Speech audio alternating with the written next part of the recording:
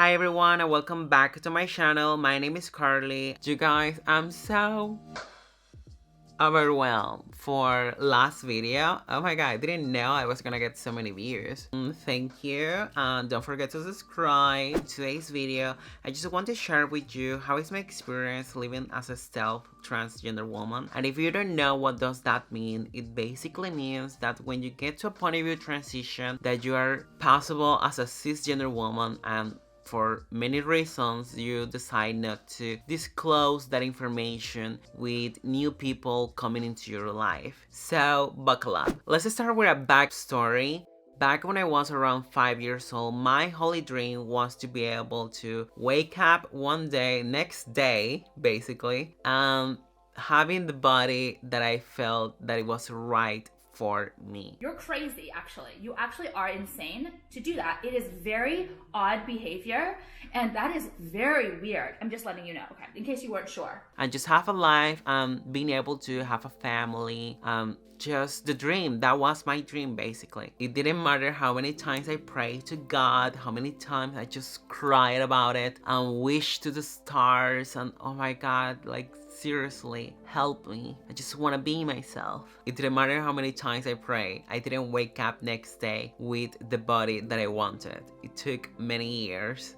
Going crazy. So moving forward to my teens, when I started my transition, I didn't like using like this type of blouse or any like girl clothes. I will use like girl jeans, but I will just use like t-shirts and basically like skateboard kind of look slash emo slash gay.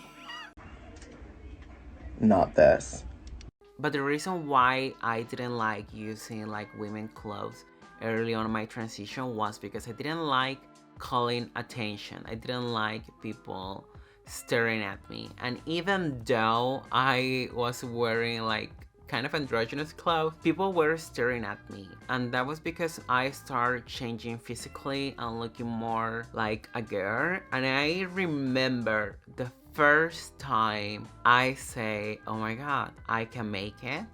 I remember I was on my way to work and I was 18 years old and I got on the bus and it was like packed of people. It was so warm, packed of people, and I'm just standing.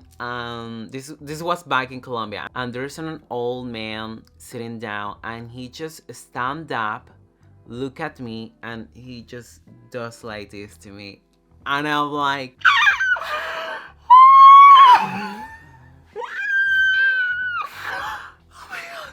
And I just like go and sit down, and some people are looking at me weird, some are, they just don't notice. So after that moment I realized that yeah, I really can get to a point where I can live my life just as a regular woman, you know?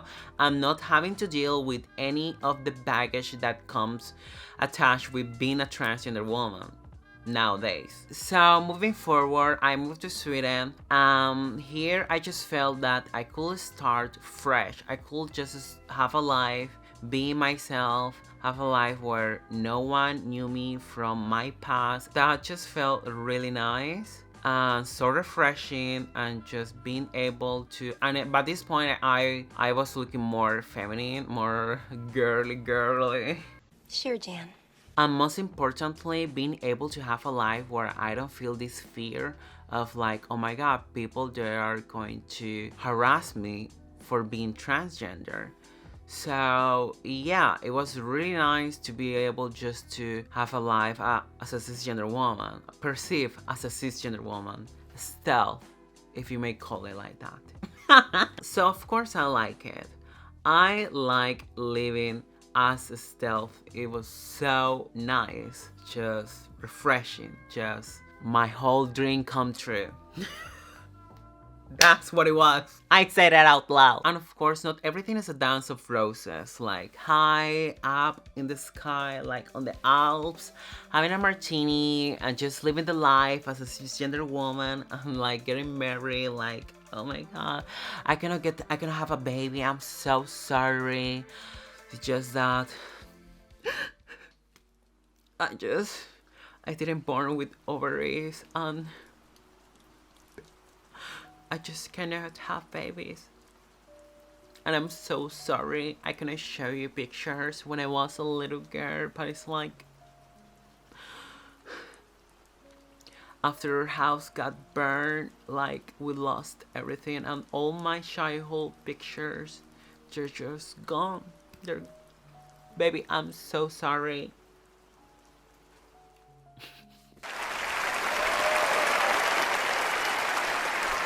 Because of living as a stealth, I got into so many awkward situations and dangerous situations. Let's remember, I didn't born with a female body. I don't have a reproductive female organ or anything like that. I don't have the living experience as a little girl, no. So there are many things I cannot relate and will never be able to relate to. And there are some things that I cannot change in society or how people perceive me, like having girlfriends asking me about my period or if I had a tampon. Anybody need a tampon? Or having people talking to me about like, oh, you don't want kids because you are not ready, but one day you're gonna have your own kids.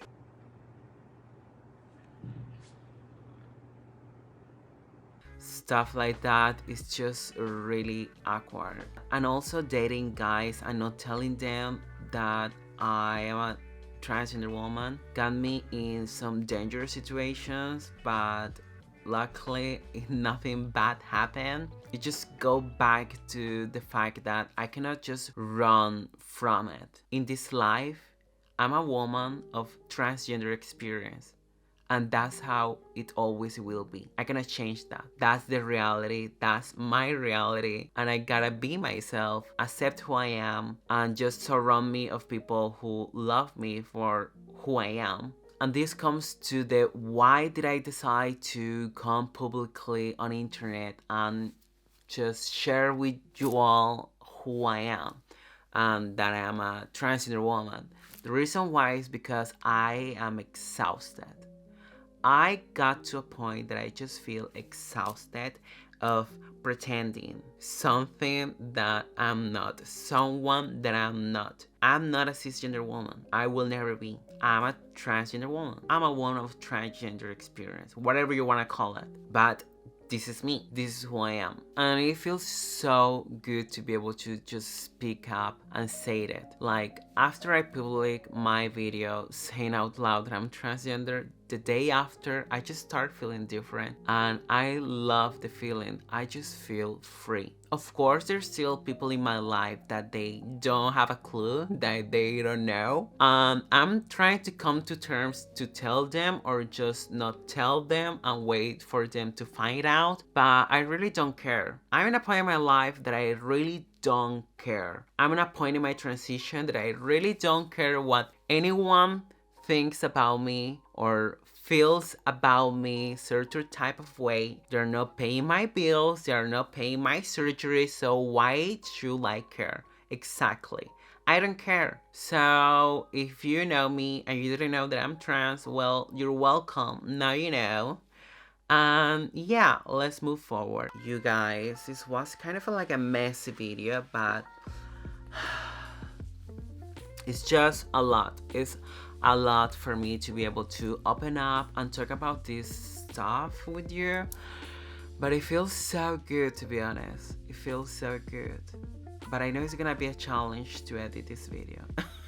So if you're a transgender woman and you're watching this video and you are thinking about living as a self at some point, well, enjoy it. But also try to be careful with it because it can be kind of scary. And this is the dilemma we transgender women have. If we decide to live as self, it can be dangerous because when people find out, they can even murder us. And if we live as openly transgender women, it can be dangerous because some people, they want to murder us also.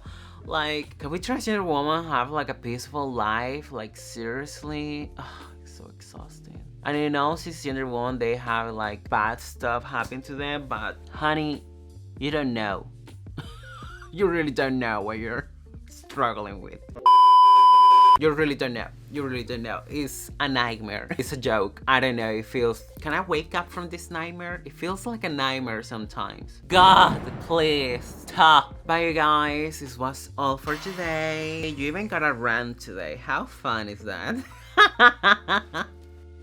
So, thank you so much for watching this video. Leave a like, leave a comment, subscribe.